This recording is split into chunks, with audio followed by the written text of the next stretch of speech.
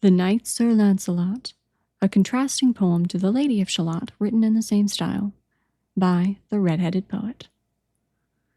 Through columns of the forest glows the glint of moonlight on the rows of travelers in peasant clothes, who come along the road that goes into the wood from lone Shalott.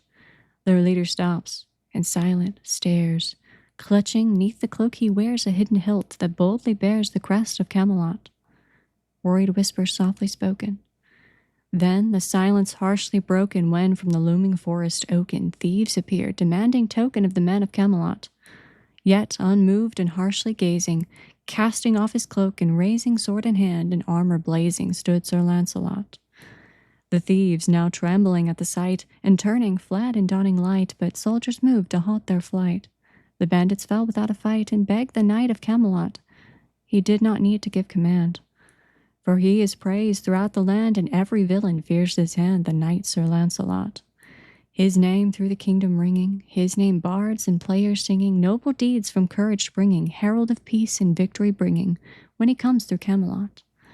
Villagers all stop their buying, children chase with cheers replying, point and raise their voices crying, the noble Lancelot. And thus he lives from year to year, in endless praise and constant cheer, and traveling both far and near, his slashing sword and stilling fear, all for the love of Camelot. He never halts his restless life, as though some certain future strife would fall, if he should stay his knife, the bold Sir Lancelot. Before his eyes the world is past, a raging sea and shaking mast, a dragon's flaming fateful blast, the highest mountain and cavern vast, and all the towers of Camelot. And yet, the place he loves the most, the flowering, peaceful, sandy coast, the abandoned tower and lowly post, the island of Shalott. To hear the gentle river flow and watch the yellow daisies glow in sunlight as the breezes blow the grasses on the bank that grow around the island of Shalott. To be there, sitting on a stone before the busy road alone, to watch the world and be unknown, away from Camelot. Sometimes, while riding on his way, he hears a busy abbot pray, or watches children laughing play. Sometimes, upon a dreary day, he stops beside remote Shalott, and there he sees a peasant blessed, with wife and child upon her breast. Oh, for a life of simple rest, wished weary Lancelot. From cries, parades, and cheers he fled, when news of all his victories spread, of every enemy now dead. Upon his glittering horse he sped, away from fame and Camelot. In summer's glow his armor gleamed, he smiled like one who gladly dreamed, for all the world so quiet seemed and peaceful by Shalott. Though countless duties soon would claim his life in all the worlds of fame, though anyone should call his name, he would not halt until he came to plains outside of Camelot. The river's crystal waters shone, and on the bank now overgrown the grasses danced with breezes blown upon remote Shalott.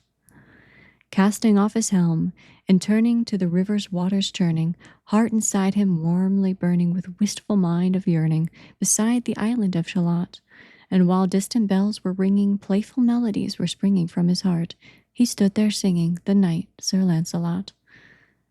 Suddenly his mind was stirred. He thought a moment that he heard a woman's cry, a desperate word, or perhaps some chirping bird within the tower of Shalott. Yet in a sound he could not see, a thought in echoes woefully had whispered, "It shall never be. Turn back to Camelot." He knew not what this thought forebode, but as he looked upon the road, a group approached, and toward him rode. They neared, their horses' pace was slowed before the Knight Sir Lancelot. Beneath a darkly clouding sky, he donned his helmet with a sigh, and, looking back with wistful eye, he left remote Shalott. Nobles for him long were waiting, and the sky itself complaining filled the world with angry raining, with the horses swiftly straining to return to Camelot. And as he came, he heard his name, the fickle endless cheers of fame, the city filled with joy to claim for bold Sir Lancelot. And festive feast was laid for all, with music and a courtly ball, while lords and ladies laugh and call. The rains and winds did roughly fall upon the stones of Camelot. The clouds outside began to clear, with eager eyes the guests drew near, insisting thoughtlessly to hear the tales of Lancelot. He told of vast and dark domains, of endless wars and crimson stains. Within his eyes there glistened pains of life where little hope remains. So spoke this knight Sir Lancelot, when from the door there echoed cries. A boy with wild frightened eyes did beckon all the guests outside the halls of Camelot, pointing with his arm still flailing to the roving river trailing, where one boat came slowly sailing, touched the steps and stony railing within the walls of Camelot. With one faint and soft exclaim, the lords and ladies trembling came. They read the wood and painted name, the Lady of Shalott. The others halted in dismay, for in the boat a figure lay. But Lancelot did not delay to gently pull the boat away from water into Camelot. And as the wood scraped cobbled stone, a countess paled with fright and moan, for there lay lifelessly, alone, the Lady of Shalott. Her face did not show mournful fear, but soft and peaceful did appear. Her smile, content and rest so dear as one asleep with morning near. Within the heart of Lancelot some hope of rest it seemed to place. He said, "She has a lovely face. God in his mercy lend her grace, the Lady of Shalott."